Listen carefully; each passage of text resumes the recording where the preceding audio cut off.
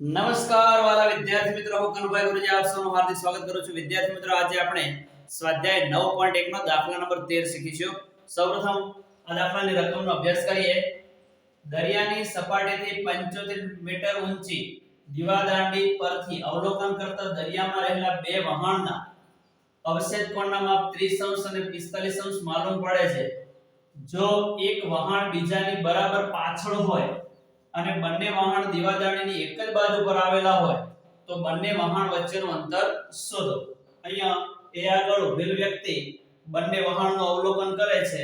દીવાદાંડીની એક જ તરફ આ D અને C બંને વહાણ આવેલા છે. અહીંયા D આગળ આવેલ વહાણ છે, એનો અવક્ષેપ કોણ 30° છે, તો એનો યુગ્મ કોણ 30° થાય.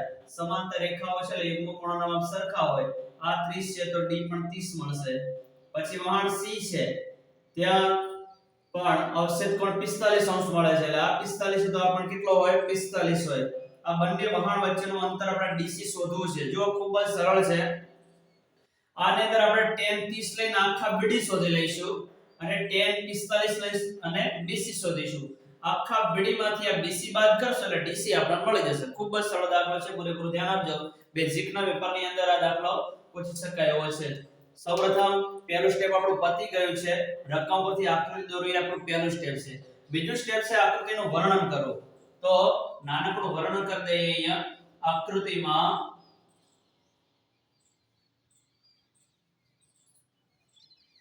AB દીવાદાંડી દર્શાવે છે.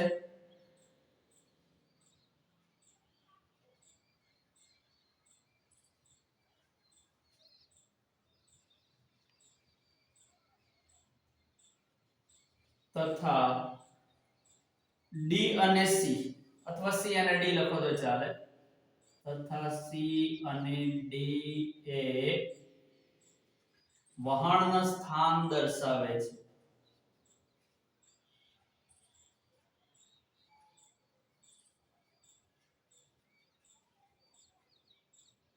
હવે આની અંદર આવેલા ખૂણાઓના માપ ને લંબાઈના માપ લખી દઈએ. પહેલા ત્રિકોણ ABC નું માપ લખીએ. અહીંયા તો ત્રિકોણ ABC માં ખૂણો B બરાબર 90° અને ખૂણો C બરાબર 45°. પણ આ યુગ્મ કોણ આખે આખો લખીએ ACB અને ખૂણો ACB બરાબર ખૂણો XAC બરાબર 45°. હવે મોટો ત્રિકોણ ABD લઈએ. ત્રિકોણ ABD માં ખૂણો B બરાબર 90°, ખૂણો ADB બરાબર ખૂણો XAD બરાબર 30°. તથા એક માપ લખેલું છે AB એ પણ લખી દઈએ. તથા AB બરાબર 75 મીટર. બરાબર, બધા માપ હવે લખાઈ ગયા. હવે ગુણોત્તરનો ઉપયોગ કરીએ. પહેલા આપણે tan 30 નો ઉપયોગ કરીને આખા BD શોધી લઈએ. tan 30° બરાબર 30° ની સામેની બાજુ AB છેદમાં પાસેની બાજુ BD. tan 30° નું મૂલ્ય છે 1/3. AB છે આપણી જોડે 75, BD આપણે શોધવા છે. BD અહીં ભાગાકારમાં છે, એ ગુણાકારમાં જતા રહેશે. આ વર્ગમૂળ 3 અહીંયા ભાગાકારમાં છે, એ 75 ગુણ્યા વર્ગમૂળ 3 થઈ જશે. હવે tan 45° લઈ લઈએ.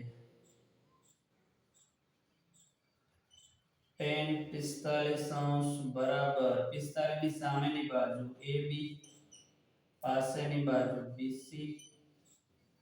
tan 45° નું મૂલ્ય છે 1. AB બરાબર 75 છેદમાં BC. BC અહીંયા અંશમાં જશે. BC બરાબર 75 મીટર. અને હવે બે વહાણ વચ્ચેનું અંતર CD therefore બંને વહાણ વચ્ચેનું અંતર બરાબર સીડી બરાબર આખા બીડી માંથી આપણે બીસી બાદ કરી દઈશું. બીડી માઈનસ બીસી, આખા બીડી માંથી આટલા બીસી બાદ કરો એટલે અહીંયા આપણને સીડી છે મળી જાય. બીડી આપણી પાસે 75/3 મીટર છે માઈનસ બીસી 75 કોમન કાઢો તો અહીંયા 75 બહાર આવે એટલે વર્ગમૂળ 3 વધશે, અહીંયા 75 બહાર આવે એટલે 1 વધશે બરાબર. તો અહીંયા બંને વહાણ વચ્ચેનું અંતર 75 કૌંસમાં વર્ગમૂળ 3 - 1 મીટર મળશે બરાબર. આ રીતે સરળતાથી દાખલો ગણી શકાય. વિદ્યાર્થી મિત્રો, આ પ્રકારનું પ્લેલિસ્ટ બનાવેલું છે જેની અંદર થિયરી અને સ્વાધ્યાય 9.1 ના 1 થી 12 દાખલા મૂકેલા છે, જેને જોઈને શીખવાનો પ્રયત્ન કરજો.